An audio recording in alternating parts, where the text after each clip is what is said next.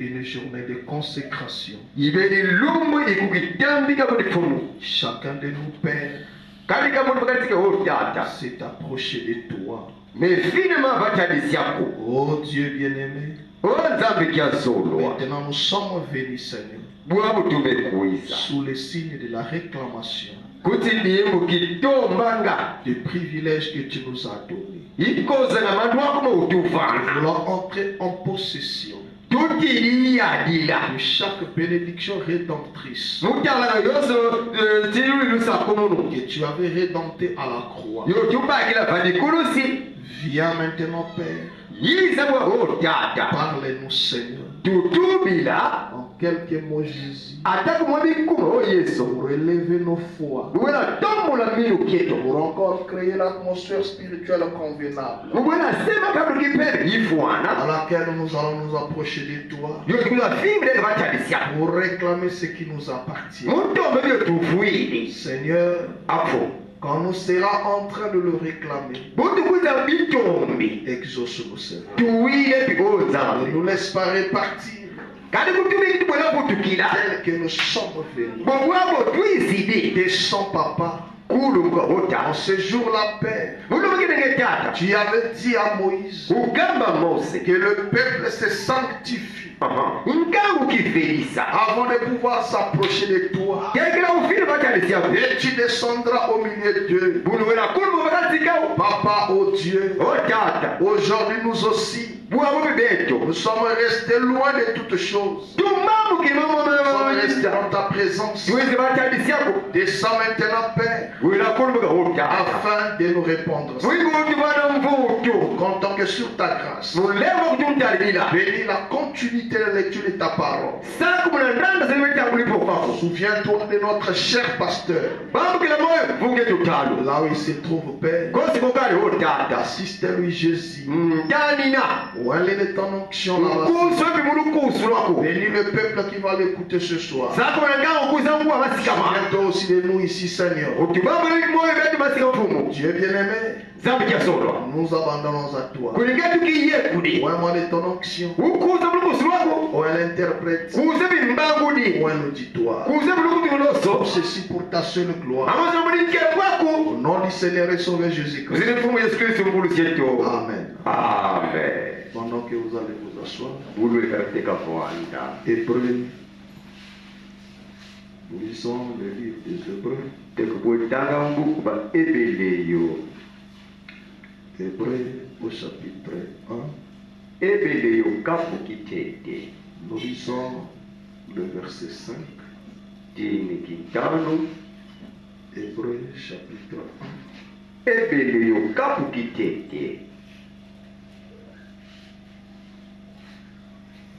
Nous lisons le verset 5. Car auquel des anges Dieu a-t-il jamais dit: tu es mon fils, je t'ai engendré aujourd'hui. Et encore, je serai pour lui un père, et il sera pour moi un fils. Dieu bénisse la lecture de sa parole. Nous remercions le Seigneur Jésus-Christ pour ce privilège qu'il nous a accordé de venir dans sa maison encore une fois de plus ce soir. Nous remercions aussi infiniment notre cher pasteur pour sa confiance envers nous, permettant encore de se tenir derrière la chair pour apporter un message.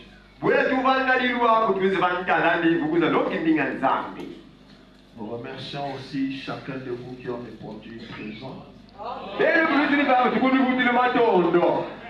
Ceux qui aiment la prière. Comme je parlais dans l'honorable Shalom, je crois, c'était le vendredi. C'était le dimanche, je crois. Quelquefois, quand on monte ici, on oublie. Mais je reçois beaucoup de témoignages par rapport à la prière que nous faisons ici.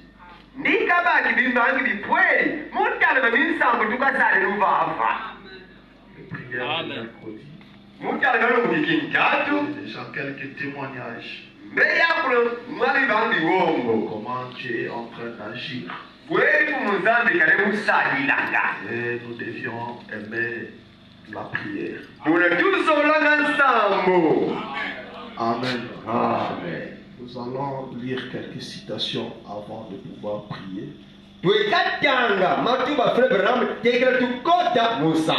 J'ose croire que chacun de vous est encore en jeûne jusqu'à cette heure-ci.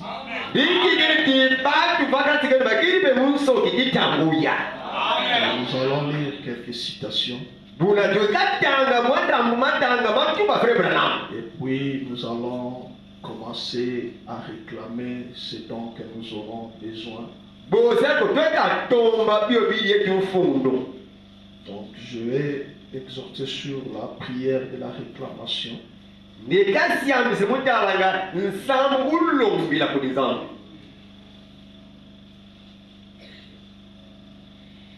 Ok. Donc je disais que je vais exhorter sur la prière de la réclamation.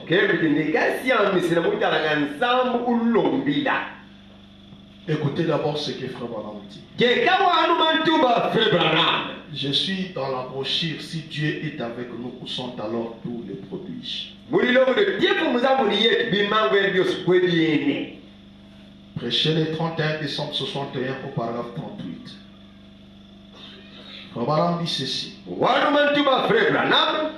La foi n'est pas aussi vague. Amen. Il faut qu'elle soit basée sur un fait reconnu. La foi n'est pas aussi vague. Il faut qu'elle soit basée sur un fait reconnu. Vous devez savoir en quoi vous avez foi.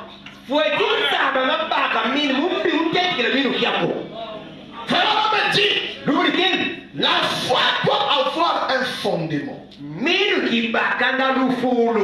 La foi doit avoir quelque chose sur laquelle se poser. C'est pourquoi il dit la foi n'est pas aussi vague. Il faut qu'elle soit basée sur un fait reconnu. Vous devez savoir en quoi vous avez foi. Avant d'avoir foi en cela. Alléluia. Ce soir, pour que tu aies la foi sur la guérison,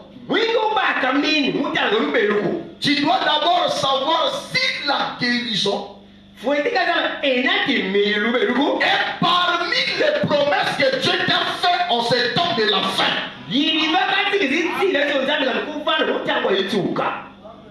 Et quand tu sais que c'est une promesse, tu peux le réclamer. Alléluia. Amen.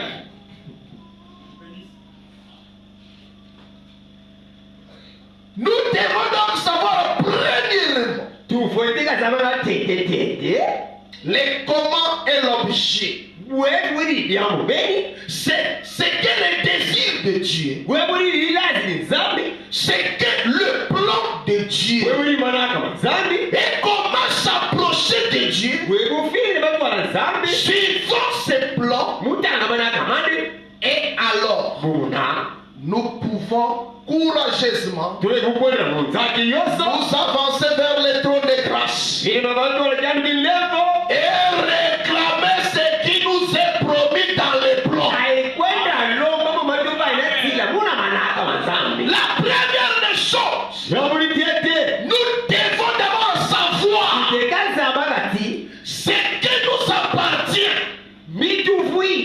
ce que Dieu nous a promis. Quand tu connais ce moment-là, tu peux maintenant t'approcher pour commencer à réclamer tout ce que Dieu t'a promis. À ce moment-là, même le diable ne peut pas t'arrêter.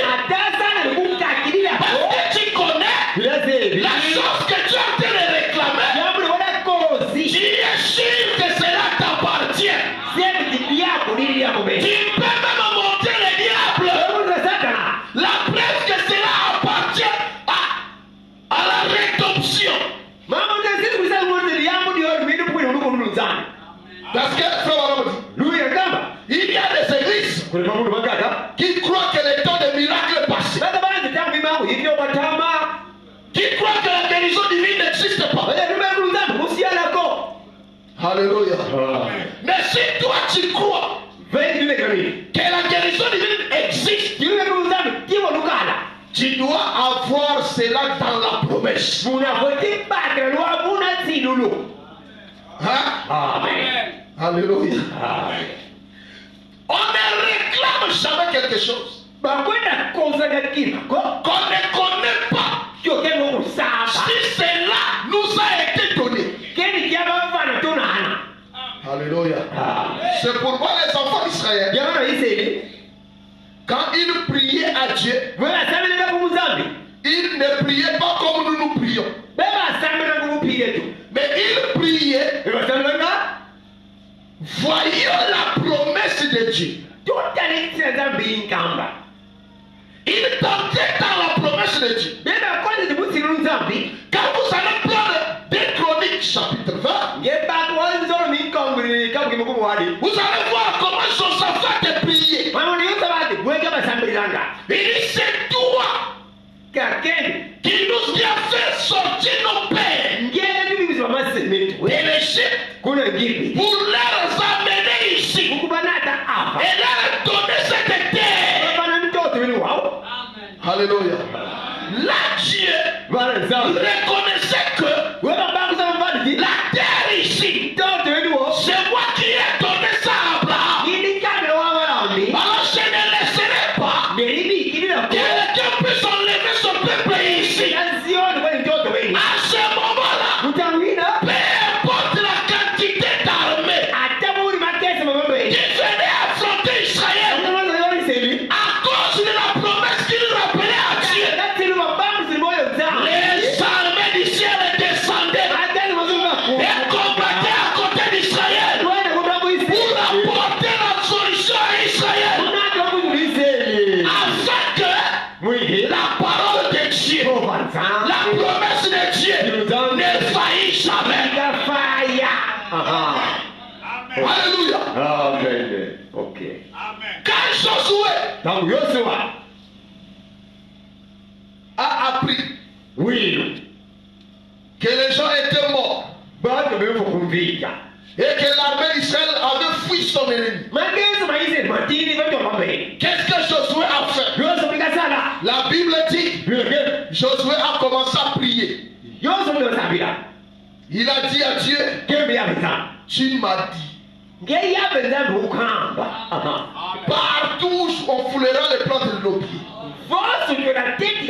nous les prendrons en possession et rien ne nous résistera. Quand Dieu était au ciel et que Josué rappelait ses promesses, cela a secoué le ciel. Malgré que Dieu était là-bas silencieux, mais quand Josué est entré dans cette canal de promesses, Dieu était obligé de descendre et de dire à Josué, moi je n'ai pas de problème, je tiens toujours ma parole, mais le problème, ça y est, on te fout. Alléluia. Là le diable recule, parce que celui qui a fait la promesse reconnaît sa promesse. Il est obligé de descendre, d'agir. C'est pourquoi nous avions eu le temps pendant tous ces jours ici de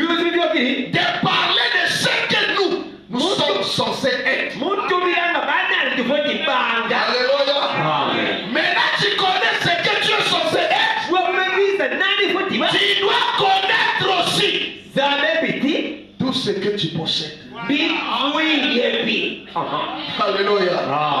Parce que pour réclamer, tu dois connaître ce que tu réclames. Maintenant, écoutez, Frère Branham dit ici. Frère Branham est en train de dire quelque chose. Dans la brochure, tout est possible à celui qui croit.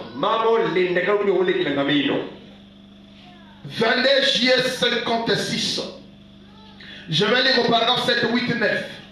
Frère Branham dit quelque chose ici. J'avais l'intention d'amener jusqu'ici. Et dans Marc 11, 24, Jésus a dit tout ce que vous demanderez en priant, croyez que vous l'avez reçu et vous le verrez s'accomplir. Alléluia.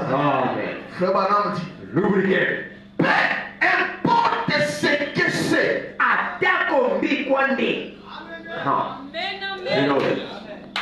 Alléluia.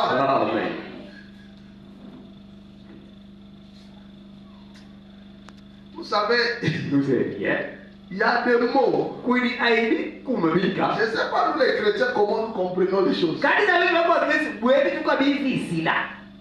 Alléluia. Frère Branham dit le messager prophète du dernier jour aura le pouvoir de l'infaillibilité.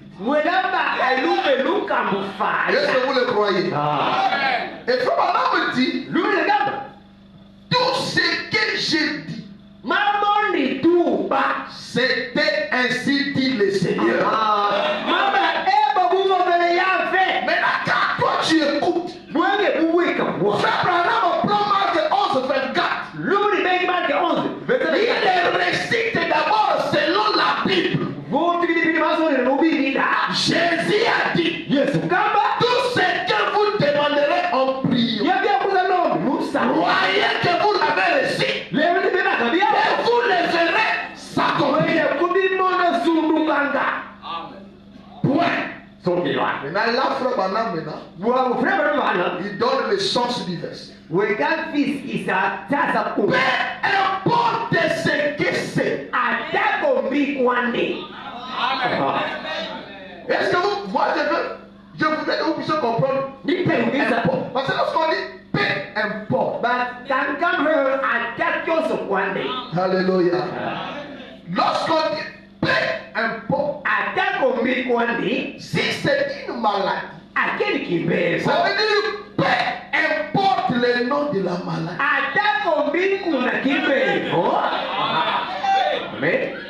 Si c'est une situation financière,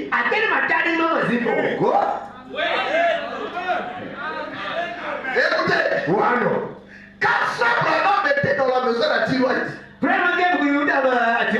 quand il a dit à Sératia, demande ce que tu veux.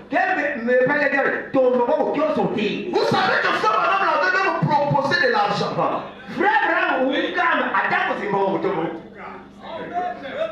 Et Frère Branham dit, même s'il demandait de l'argent, cela aurait été la donnée. Donc moi je me sens bien. Quand Frère Branham dit, peu importe. Parce que dans le peu importe, c'est comme nous le comprenons, peu importe. Il n'y a pas de choses limitées dans le peu importe. Il n'y a pas de qualité de choses que Dieu peut faire dans le peu importe.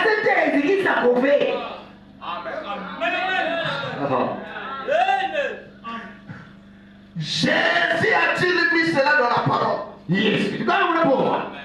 La guérison divine dans la parole. Il a dit oui. Il a dit. Il parlait avec quelqu'un. Tout ce que j'ai dit, c'est juste. J'ai dit alors, s'il a mis cela dans la parole, la parole est venue avant l'expiation. Oh, Il a dit absolument pas. A-t-il dit? C'est un sacrilège. Oh non, ce n'est pas un sacrilège. Et j'ai dit, il doit tenir sa parole. Et il a dit, eh bien, je vais vous dire quelque chose. Écoutez maintenant. Autrefois, un roi avait un grand royaume. Et dans tout son domaine, il avait établi des règles et des lois, des peines et tout. Et alors, pour un certain péché, il avait prévu comme peine à infliger au coupable la mort.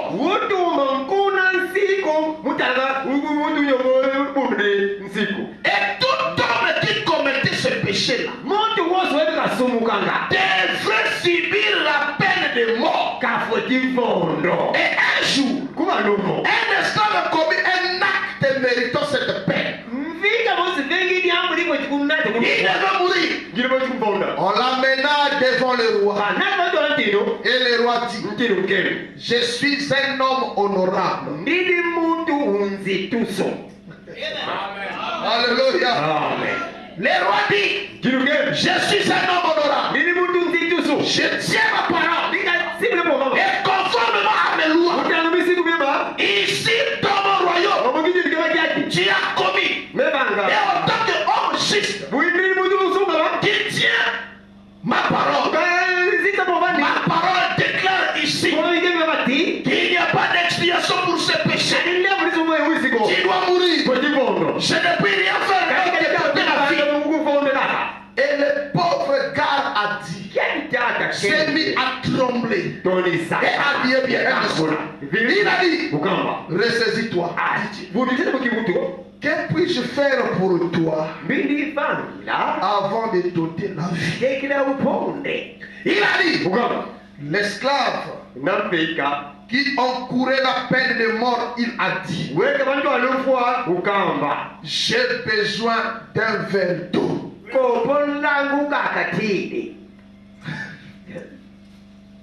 Le roi, c'est un homme honorable. N'est-ce pas? Il y a son prisonnier. Avant que je te tue, qu'est-ce que tu veux que je fasse? Donnez-moi un verre d'eau. Et alors le roi a dit, donnez-lui un verre d'eau. Et lorsqu'il a reçu, le pauvre homme qui était sur le point d'être décapité ne faisait que trembler. Il n'arrivait pas à tenir cela. Et le roi a dit, un instant, ressaisis-toi. Écoutez, un instant, ressaisis-toi. Je ne te tuerai pas avant que tu aies bu cette eau. Alléluia. Le roi est un homme honorable et juste. Quelqu'un qui tient sa parole.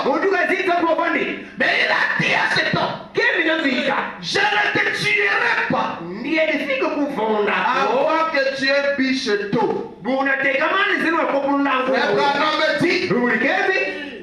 L'esclave a fait quoi? Il a déversé par terre. Que va donc faire le roi? Oh, il est un homme honorable. Il doit tenir sa parole. Il a, et son expiation a dit que, ou plutôt je vais dire, ça.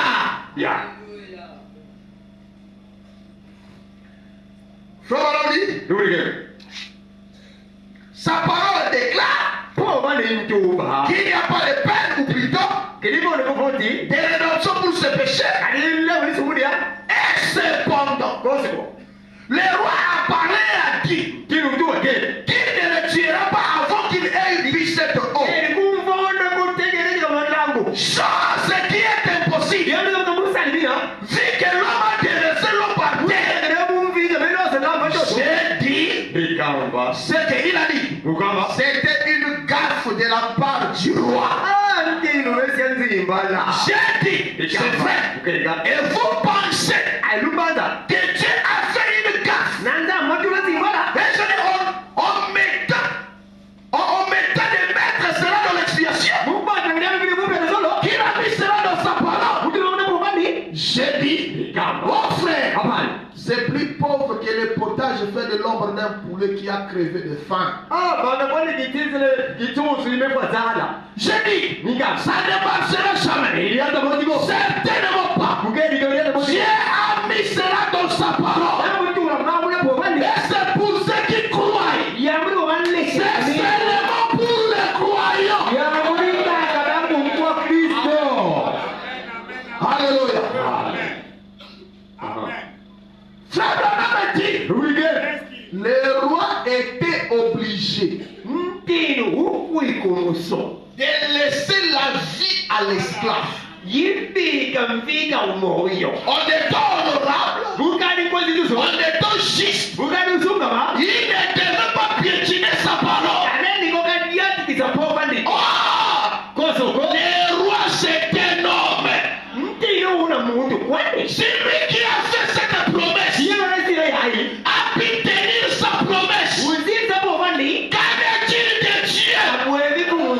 Si Dieu fait une promesse, il tiendra sa promesse.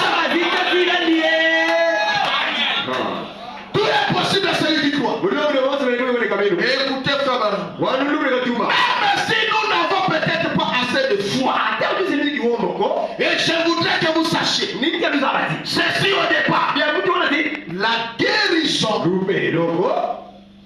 la guérison dépend plus de la personne qui prie pour vous. C'est un homme, mais pas totalement. Elle dépend aussi de votre foi. Il vous faut avoir la foi. Observez cela dans ces quelques paroles que nous allons citer. C'est lui qui s'approche de Dieu doit croire que Dieu existe et qu'il est le réanimateur de ceux qui le cherchent. Eh bien, il y a une grande différence entre avoir la foi dans son esprit et avoir la foi dans le cœur. Le cœur a des facultés mentales tout à fait différentes de celles de la tête.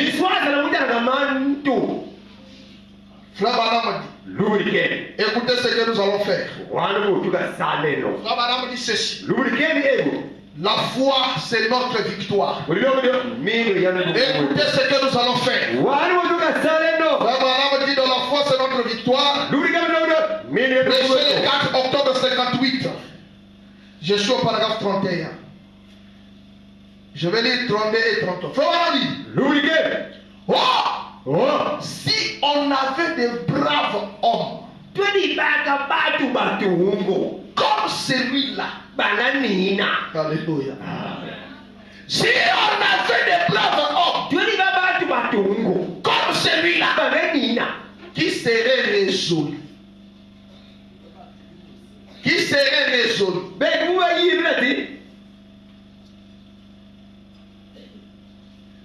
dans leur cœur, et qui dirait, si je suis un chrétien, je vais chercher chaque bénédiction divine qui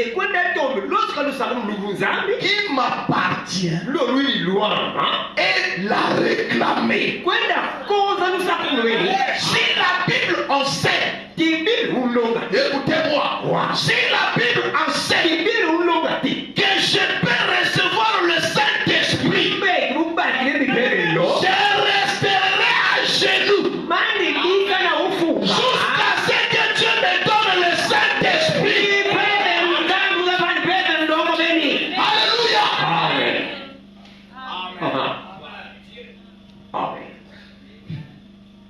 Si je lis dans la Bible, dans Actes chapitre 2, et que Pierre me dit là-bas, cette promesse, Et pour vous. Et Vos enfants. Et à aussi grand nombre que le Seigneur a appelé. Je ne suis pas eux. Je ne suis pas leurs enfants. Mais je suis dans le plus grand nombre. Et si je n'ai pas le Saint-Esprit ce soir, je reconnais que c'est une promesse qui m'appartient. Je vais mettre à genoux. Je vais commencer à réclamer le Saint-Esprit. Écoutez, Fabana. Paragraphe 32. Je cours vite pour qu'on puisse prier. Paragraphe 32. Il y a quelque temps, j'ai lisé l'histoire de la vie du vieil oncle Boudi Robinson. Et c'était un très grand homme. Un homme tendre. Un homme de foi. Il a commencé à désirer ardemment le Saint-Esprit. Car la Bible enseignait cela. Alléluia. Amen. Amen. Frère, tout ce que nous disons ici,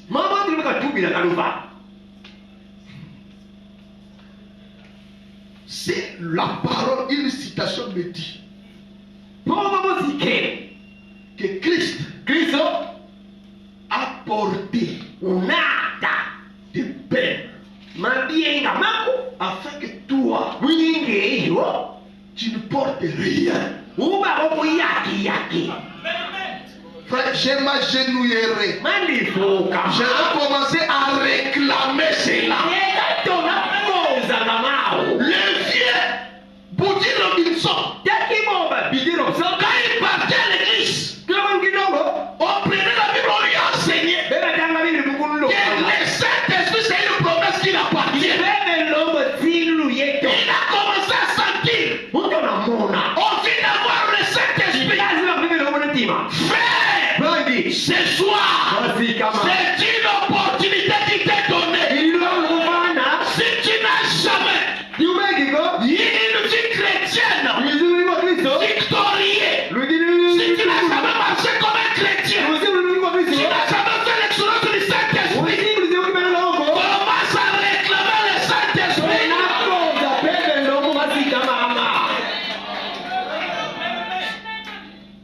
Alléluia. Tu es un chrétien, mais tu n'arrives pas à résister le péché. Tu n'as pas de Saint-Esprit. Le vieux là, car la Bible enseigne ça. Et il a dit un jour, il cultivait du maïs.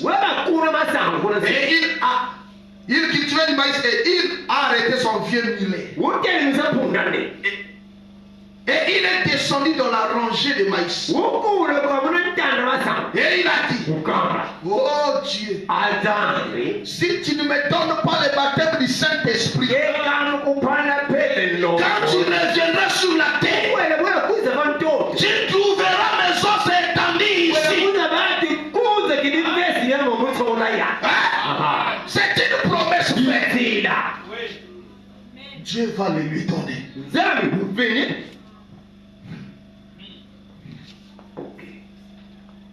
Ça, c'est prendre une résolution dans le cœur. Ça, c'est vraiment se mettre au travail. Écoutez, frère, quand vous avez ces genres d'objectifs dans votre cœur, Dieu va ouvrir les secrets du ciel. Quelque chose doit arriver. Okay. Alléluia. Amen. Ok. Flabana me dit, quand Anne est allée,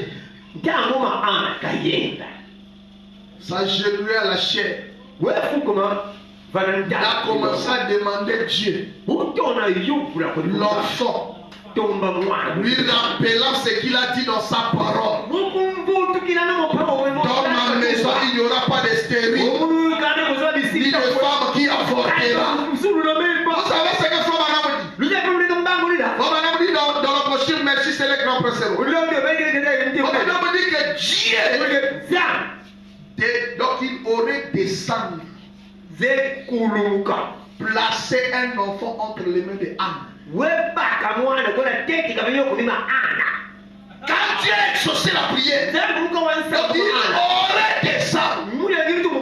placer l'enfant. Mais il a laissé Anne faire le même parcours que tous les autres. Alléluia. Quand vous avez ce genre d'objectif dans votre cœur, Dieu va ouvrir le secret du ciel. Quelque chose doit arriver. Vous devez vous mettre au travail avec Dieu. Avoir un objectif de la reconnaissance parce qu'il vous a sauvé. Alléluia. Maintenant, nous allons voir quelques promesses que Dieu nous a fait avant de prier. Je vais lire dans la postérité d'Abraham. 23 avril 59. Je suis au paragraphe 22. Frère Madame dit ceci. De quoi avez-vous peur? Avez-vous peur de le croire sur parole? Pourquoi que ce soit? N'ayez pas peur. Dites la chose. Il faut. Je suis héritier de ceci. Je sais que je ne le mérite pas. Mais de toute façon, je suis héritier. En effet, je suis un héritier. Je reçois cela. Voilà, vous y êtes. Car je suis un héritier. Héritier du Saint-Esprit. Je suis héritier. Parce que Jésus a payé le prix. Il n'y avait rien que je devais faire. Je suis tout simplement devenu héritier de cela. Amen. Je suis guéri. Parce que je suis héritier de cela.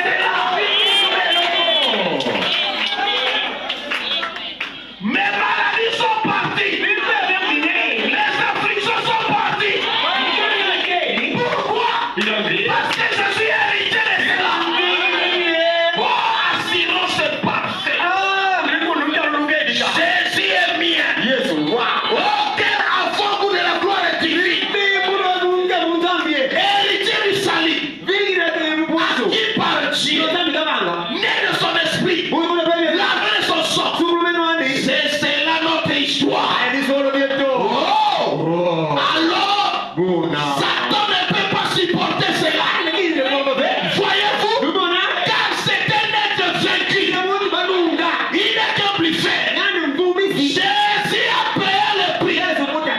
Il nous a appelés par sa grâce. Nous sommes héritiers. Quel arrangement parfait. Voyez-vous? Il est déjà vaincu. Ce n'est pas moi qui l'ai vaincu. Christ l'a vaincu. Écoutez, frère madame. Ce n'est pas moi qui l'ai vaincu. Christ l'a vaincu. Je ne fais que réclamer mes propres privilèges que Dieu m'a accordés. C'est tout ce que vous avez à faire. Dites tout simplement, Satan, quitte ici. J'ai le titre de propriété de ce bâtiment. Cela m'appartient. J'ai hérité de cela. Alléluia. Frère Madame dit, quand Jésus est mort à la croix, tout ce qui il a racheté dans la rédemption, la joie, la paix, la longanimité, la bonne santé, la tranquillité, la victoire, la bénédiction matérielle, la bénédiction financière, la bénédiction spirituelle. Toutes ces choses, le salut, le Saint-Esprit, toutes ces choses qu'il a rachetées, c'est notre possession. Et si aujourd'hui, nous ne sommes pas en possession de cela, alors que nous allons le prendre conscience que cela nous appartient, on commence maintenant à réclamer cela. On commence à réclamer cela. On va dire Satan, tu es un voleur, tu es un menteur. La bonne santé m'appartient, la guérison m'appartient, la bénédiction m'appartient, le bonheur m'appartient, la paix du cœur m'appartient. Donne-moi la liberté, donne-moi la délivrance.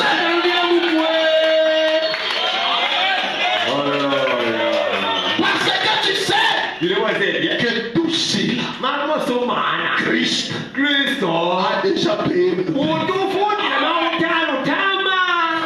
Même le prix de la victoire, Christ a déjà payé. Tous ces prix-là, Christ a déjà payé. Et tout ce que tu dois faire, c'est de commencer à réclamer. Tu regardes comme ça. Qu'est-ce qu'il est écrit dans la Bible? Alléluia. Qu'est-ce qu'il est écrit dans la Bible? Dieu n'a jamais formé de projet de malheur pour ses enfants. Si ce n'est que des projets de bonheur. Alors il dit, moi, je ne vis pas dans le bonheur. C'est qu'il y a un usurpateur qui a usurpé mon bonheur. Aujourd'hui, je vais reprendre mon bonheur. Je vais réclamer mon bonheur. Mon foyer n'a jamais eu la paix. Mon foyer n'a jamais eu la paix. C'est qu'il y a un voleur qui a volé la paix dans ma maison. Ce soir, je réclame la paix dans ma maison.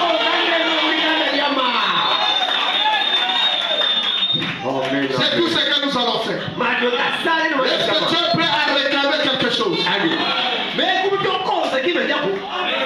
que tu es prêt à réclamer quelque chose? C'est le but pour laquelle je t'ai demandé de gêner. Parce que quand tu vas te mettre à genoux, quand tu seras debout, peu importe la posture que tu vas prendre, tu te tiendras devant Dieu. Pas devant le diable qui va te barrer la route. Mais tu te tiendras devant Dieu. Et tu vas commencer à réclamer tout ce que toi tu connais, qui est écrit dans la Bible. Que c'est une promesse donnée par Dieu. Frère, commence à les réclamer ce soir. Comme l'a dit Frère Branham, Dieu ouvrira les secrets du ciel. Et quelque chose arrivera.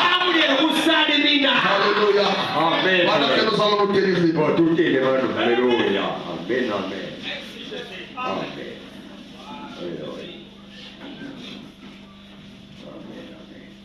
Pendant que nous allons chanter dans l'esprit d'adoration.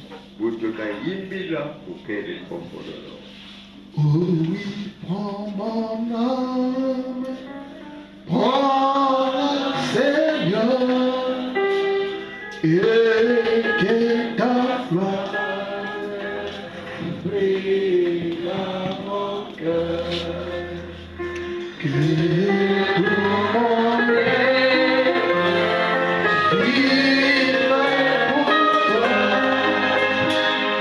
sois Seigneur Père, oh, vive la voix, sur cette vie, et l'amour, vers toi je crie, et la vie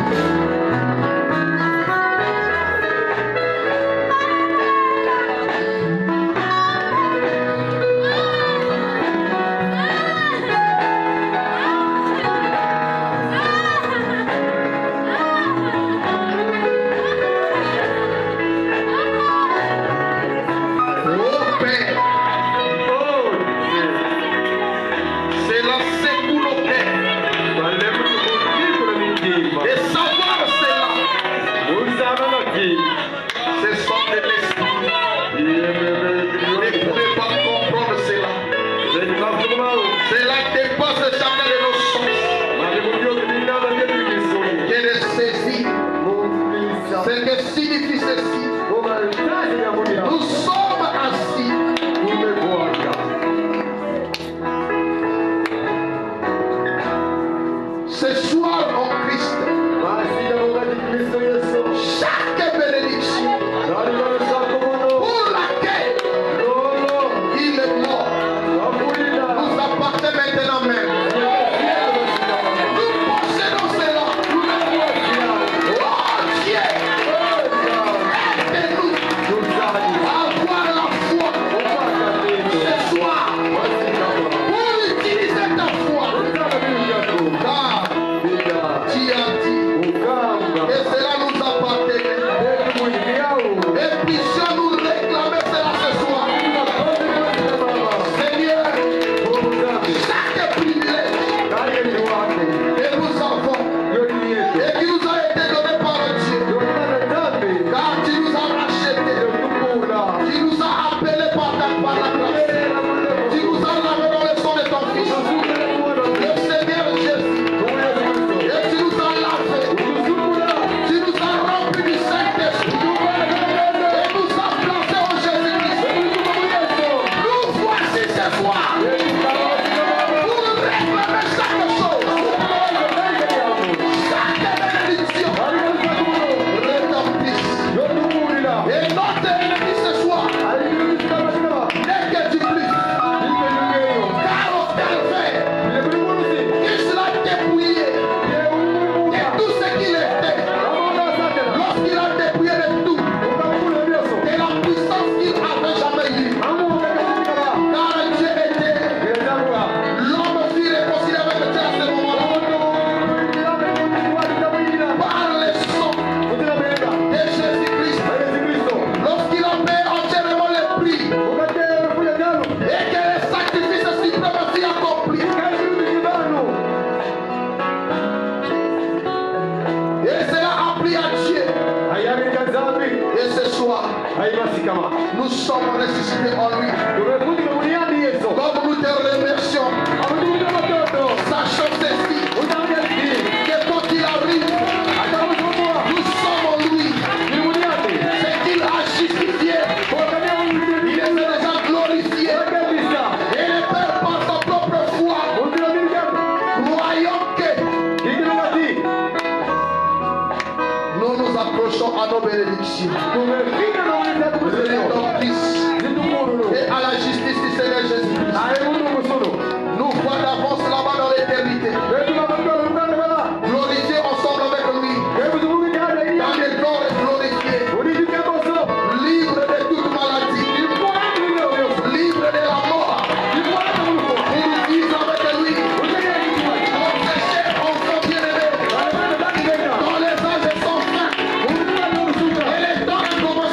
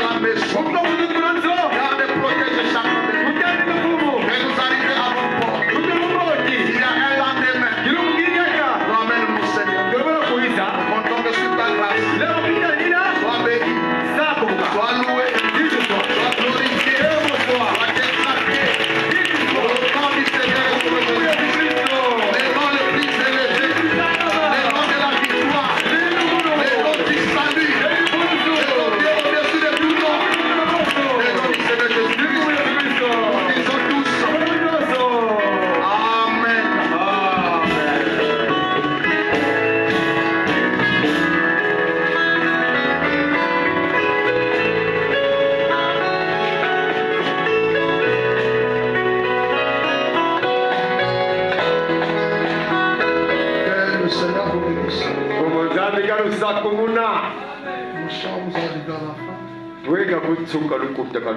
Je voulais dire quelque chose.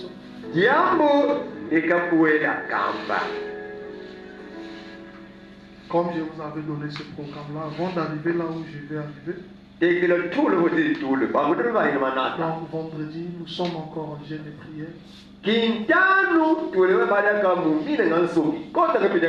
Et nous venons terminer ça ici.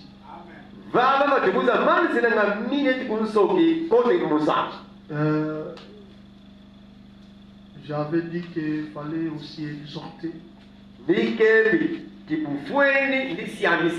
S'il y a des frères qui peuvent se disperser un peu le samedi pour exhorter un peu les gens.